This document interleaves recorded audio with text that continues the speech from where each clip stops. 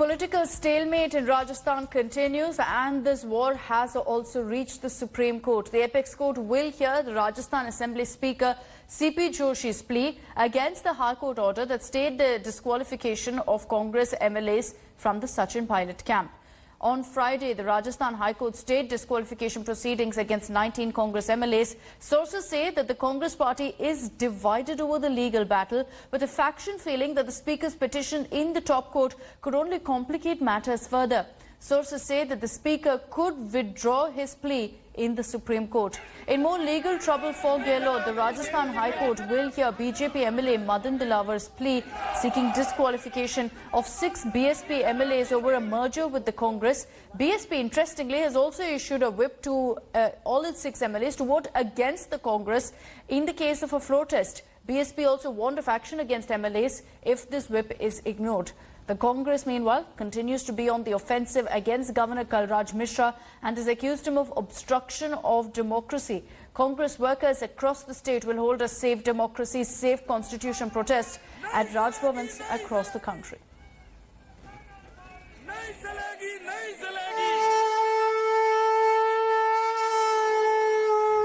Democracy खतरे में डाल रखी है.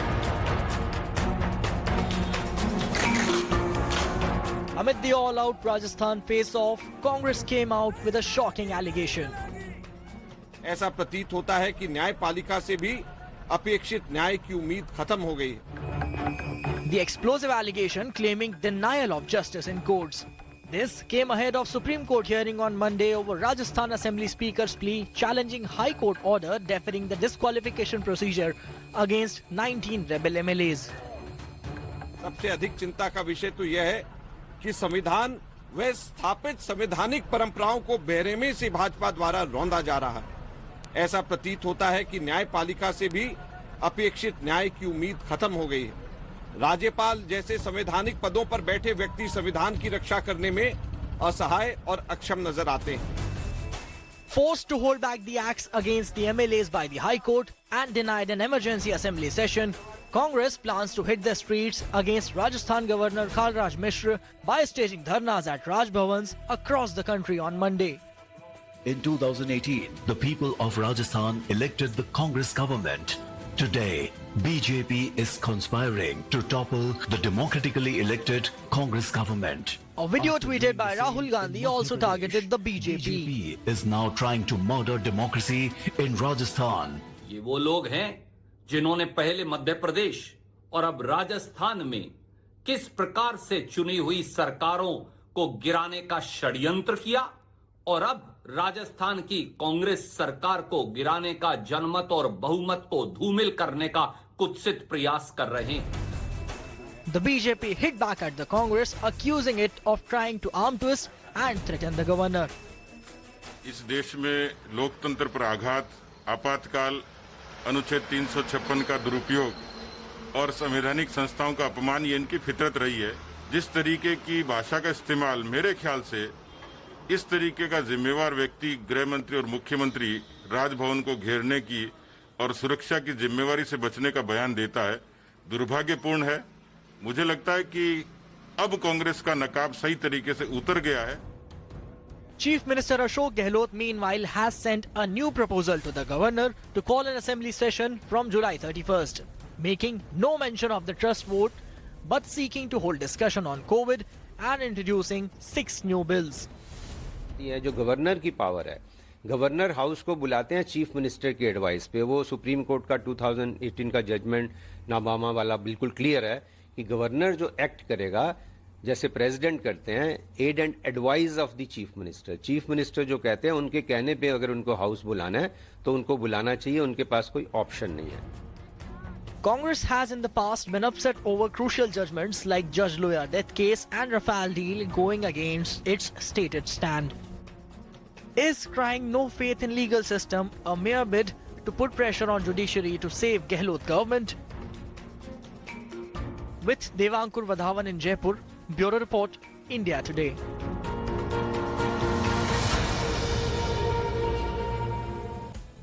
Let's get you the latest on the fight against coronavirus this Monday morning. Here's a look at the latest numbers from the Health Ministry.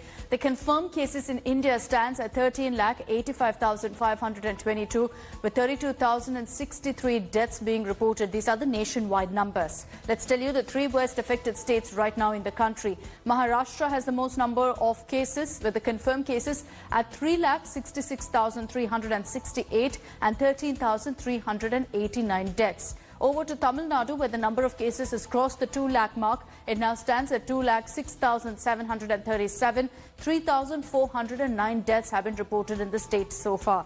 Delhi is the third worst affected state in the country with 1,29,531 cases. Again, these are confirmed coronavirus cases, and 3,806 deaths being reported so far in the national capital. These numbers will be updated in about a few hours from now with the figures that have come in the last 24 hours as well. Let's get you the latest from the state of Maharashtra. I did just show you the numbers that have come in. Clearly, it is still the worst affected state in the country, and we are still seeing the number of cases going up because the crisis in the state only seems to be worsening. In the last 24 hours, the state has recorded 9,431 new cases and 267 deaths. The number of COVID-19 cases in the state is now nearing the 4 lakh mark. Over 1,000 cases were in fact reported in the last 24 hours in Mumbai, and 57 deaths have been confirmed in the city. The total number of cases in Mumbai has crossed 1,09,000. Meanwhile, another Maharashtra minister has tested positive for COVID-19. MOS Environment Sanjay Bansode has tested positive and has been admitted to a private hospital. Sanjay Bansode is the 6th minister in the Thackeray cabinet to have tested positive. Earlier, Jitendra Awad, Dhananjay Munde, Ashok Chavan, Aslam Sheikh and Abdul Sattar had tested positive.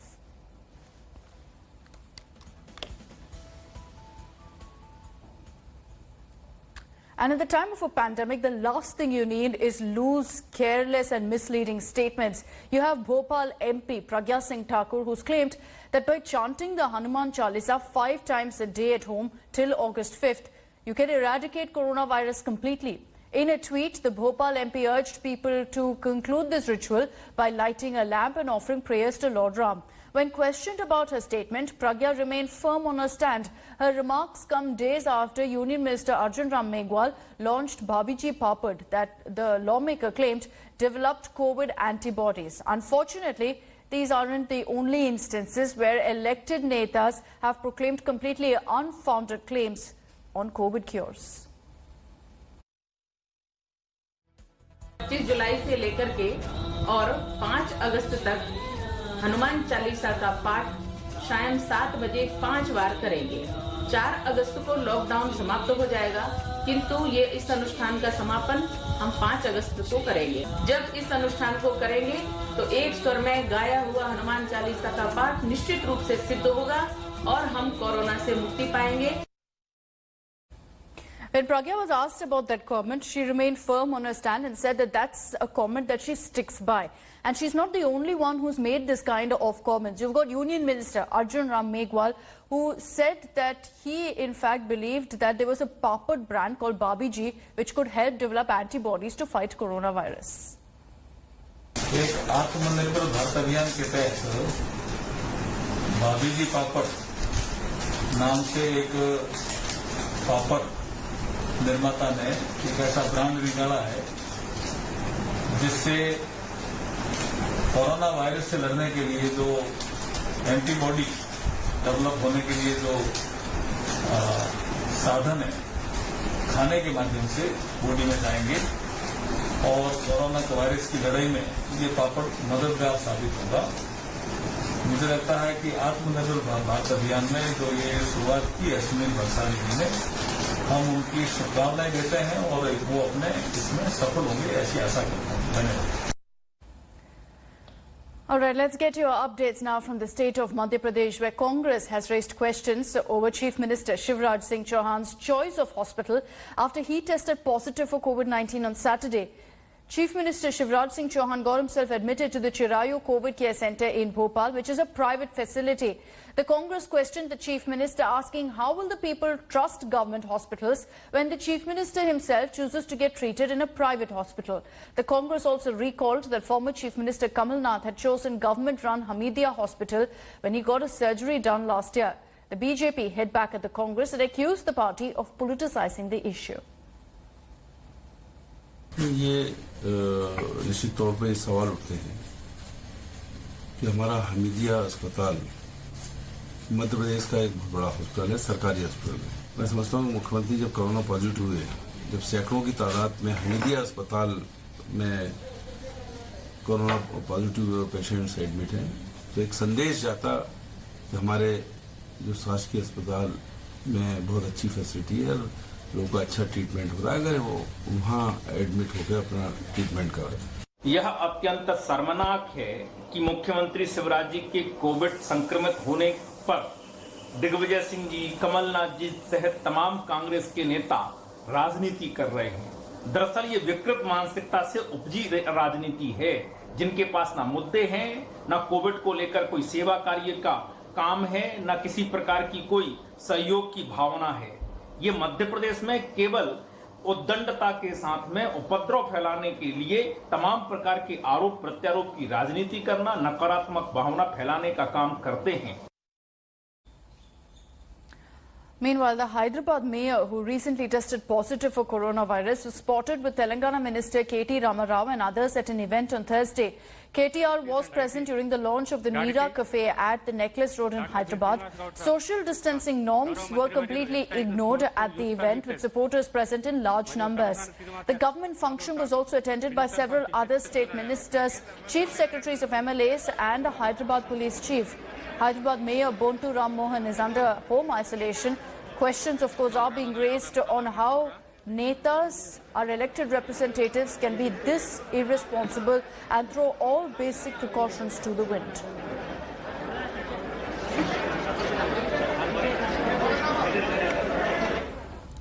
Over to news from Kerala, where the last rites of a COVID patient in Kottayam came to a halt as the locals did not allow the authorities to cremate the body in an electronic crematorium. Now, a group of residents near the Muttambalam region blocked the road to an electric crematorium in the area last evening. The locals staged a sit-in protest after they came to know that the body of a COVID-19 patient was to be cremated there. Police, health workers and an MLA present at the spot tried convincing the protesters, but they refused to budge.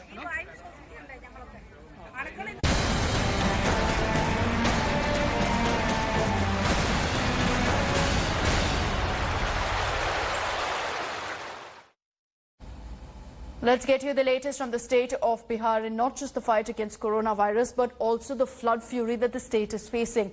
Broken dams have washed away roads, submerged villages have become a story every single year. Thousands have been displaced as all major rivers in Bihar are in spate. Let's get you a ground report.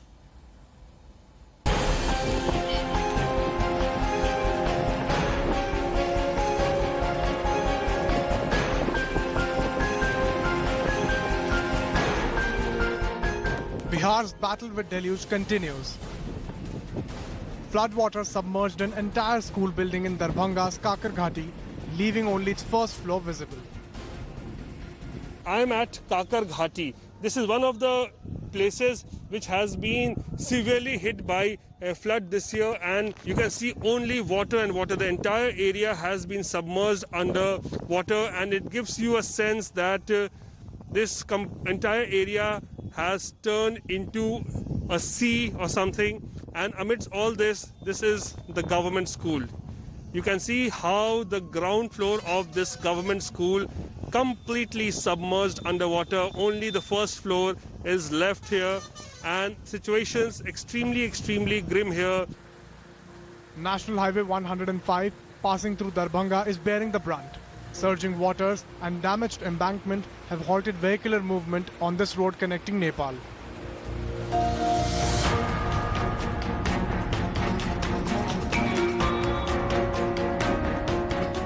A colony of 250 houses has been ravaged, forcing most residents to flee inundated houses. बाहर गए हुए थे तो उस समय पानी नहीं थी, लेकिन जब आए तो मतलब इतना पानी हो गया कि घुसने का हिम्मत नहीं हो रहा है। बहुत जहरीला जहरीला सांप सब दिखाई देता है और घर में जो है सो सारा सामान सब फंसा हुआ है।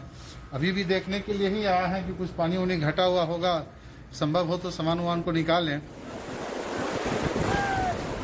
Gopalganj tells a tale not much different. Floodwater has damaged the Saran Dam from 3 sides. With water entering villages, stranded residents were rescued by NDRF teams. India Today crew too helped in the effort. अभी तक कोनो प्रशासन कोनो साधन oil हमनी खातिर। अब गरीब आदमी कहाँ जाई? हमनी के घर में पूरा पानी भर गेल भाई, हमनी के गांव में घर भाई दे नजदीक बावे और वो लोग देखत नहीं होले पूरा के तो पुल बहता है, पूरा रेलवे लाइन के नीचे नीचे बहता। आज शाम को हो सकी तो ऊपर ऊपर बहे लगी। तो कम से कम मेहरबानी बाजी इतना करी लो जो गरीब आदमी एबरा जी जाओ बाढ़ में। The repair work at the damaged Dumaria bridge is still going on. प्रशासन के तरफ से सर युद्ध स्तर पर पूरा कोशिश जारी है sir.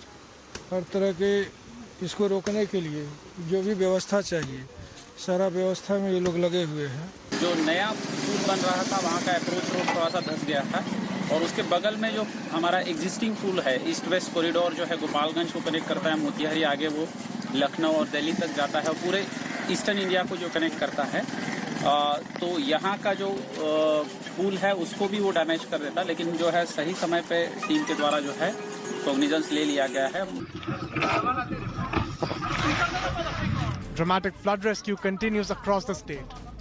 A boat carrying 40 people was taken to safety by an NDRF team in East Champaran, saving people stranded for over 2 hours in surging water.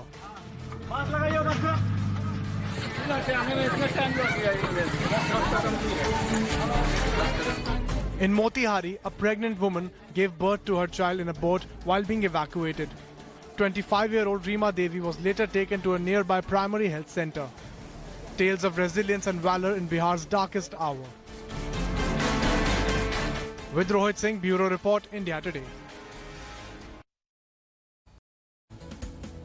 Welcome back. A day after Oscar-winning composer A.R. Rahman made hard-hitting claims against the Bollywood industry, a fresh award controversy has now broken out.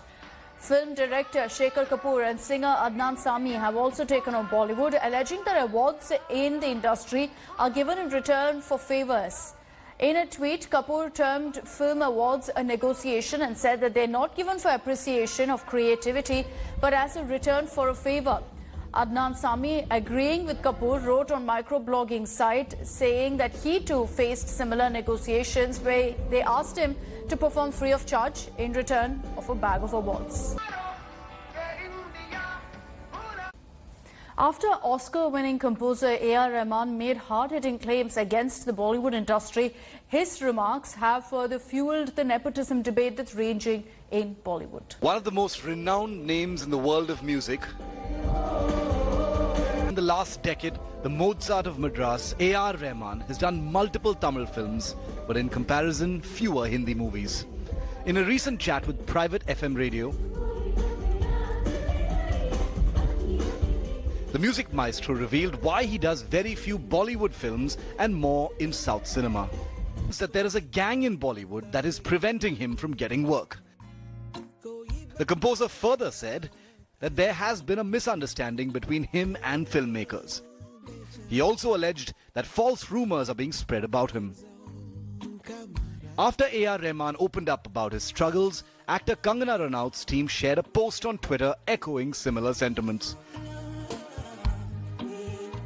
The team wrote that it is not the ace music composer solely who's facing such experiences in the industry.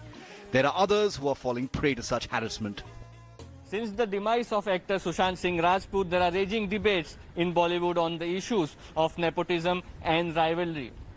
These issues have found a voice in ace music composer A.R. Rahman. Recently paid tribute to Sushant with all his singers from Dil Bechara, and the video of the virtual tribute went viral on social media.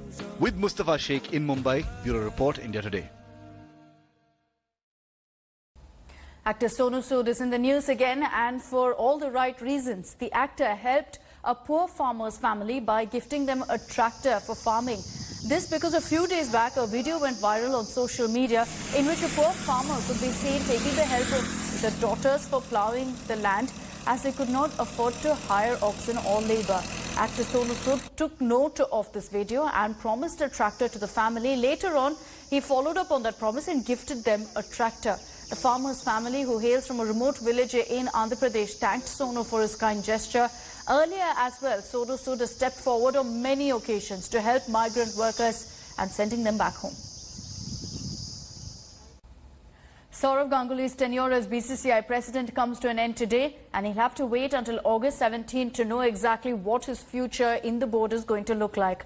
As per the newly amended constitution, office bearers have to go into a mandatory cooling off period of 3 years after the completion of 2 terms of 3 years each. For Ganguly, those 6 years have come to an end, while Jay Shah's tenure is already over. However, the two have sought constitutional relief from the Supreme Court. Shah and Ganguly took charge in October 2019. The matter will come up in the Apex Court on August 17th. And with that update, we're slipping into a short break here on First Up. For all the latest news and updates and the top headlines we're tracking this morning, you can log on to our website, indiatoday.in. You can also download the India Today app. Thank you for watching and have a great day. Hello everyone, this is Rahul Kamal here. Hope you enjoyed this video. For the latest news and analysis, like and subscribe the India Today YouTube channel and don't forget to press the bell icon to stay updated.